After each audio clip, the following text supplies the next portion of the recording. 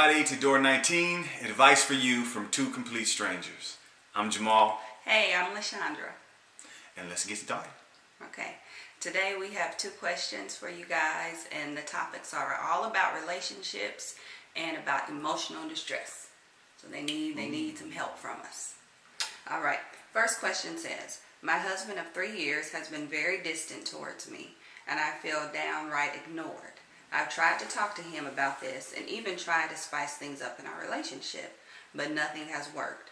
How do I get my husband to pay attention to me? Well, I will start this off, and I think, first of all, it sounds like the lady is kind of going at this the wrong way, saying, how do I get someone to pay attention to me? If you try to communicate this with him and you still feel ignored, or you try to express that these are your feelings, that you feel ignored, and it still is going on, then there apparently is a deeper issue at hand.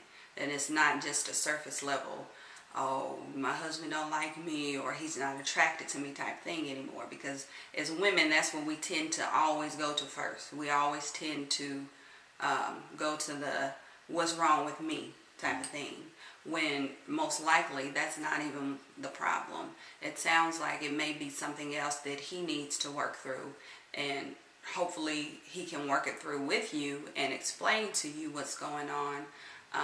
And if not, maybe some deeper things need to be taking place, whether it's counseling, so you can kind of see where things are at. Because anytime you feel like you have to try to make someone pay attention to you, then there's a problem in the relationship as a whole. Then there's not just one separate thing that's happening here. I agree, and I think that what comes to my mind is you're trying to make him pay attention to you by all of these external ways, which everything is kind of external when you're talking about communication, so to speak. But you're trying to get him to do something by way of this, and instead of addressing him head on as a person.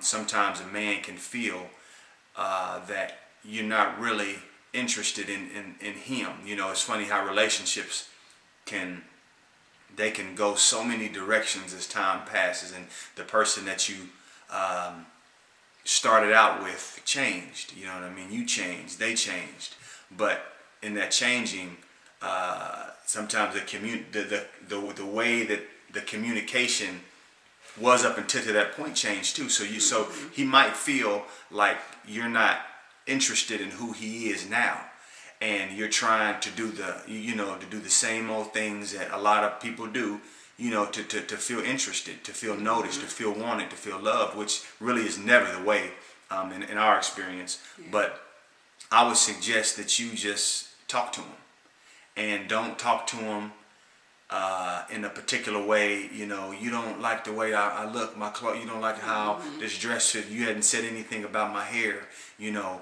It's deeper than that. We're deeper than that. You're deeper than that.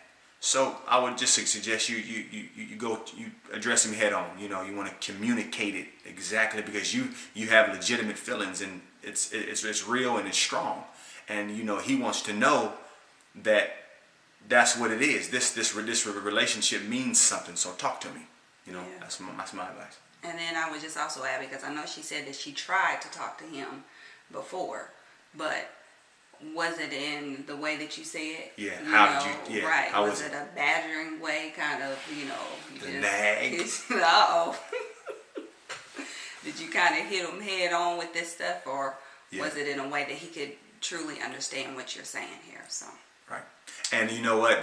They say that women can operate on 4 or 5 different squares right at the same time. You guys are on 5 different subjects at the same time, where a man could do that, but we tend to, I want to address one square at a time. So you can come at him and you have all of these different emotions, and you're throwing at him, you're throwing them out at him, and he's trying to catch him, and then forget it. And then he's like, I'm through. You know what I mean? Just shut down. Yeah. So backfired almost. Yeah. So hopefully that helps. Right. Okay. Next question. Lately, Lately, I've noticed how unhappy I've been. I changed jobs, got a new circle of friends, and even moved. But none of these things have made me happy. What am I doing wrong? Wow, what are you doing Yeah. wrong? Wow. Well, the first thing comes to my mind is you're doing things to be happy, and I don't think that ever works. You know, there's seems like a deeper issue that needs to be surfaced. You know, in order to get clear. Anytime you look for happiness anywhere outside of yourself, normally it doesn't work. You know, sometimes you can get those little surface jolts of happiness, you know what I mean, and it tricks you into thinking that, man, if I have more money, I'll be happier, or if I'm in a relationship that looks like this, I'll be happier. But that's never it. That's never the target. That's never the bullseye. You're the bullseye. There's something that you're looking for that you can only find within yourself. Yeah, because I was going to say the same thing, that what I picked up on was he or she said that none of these things are making them happy. So once again, it's something that you feel that you're trying to get from this outside, whether it's people or things, to try to make, you can never, nothing or no one can ever make anyone happy. We may have the surface level feeling of happiness, but happiness is really, it's a state of being. It's not something that you acquire to do or to get. And I think that just as a whole of people, that we kind of have that misconstrued, that happiness is something that that you just have by the things or by the situations that you're in that make you this way. Yeah. So I would say, first of all, just kind of try to view it like that, because apparently you can tell that if you've changed jobs, you've moved, you've gotten different friends, all of the things that people say would make someone happy, and you're still unhappy, then there's a deeper rooted thing going on there.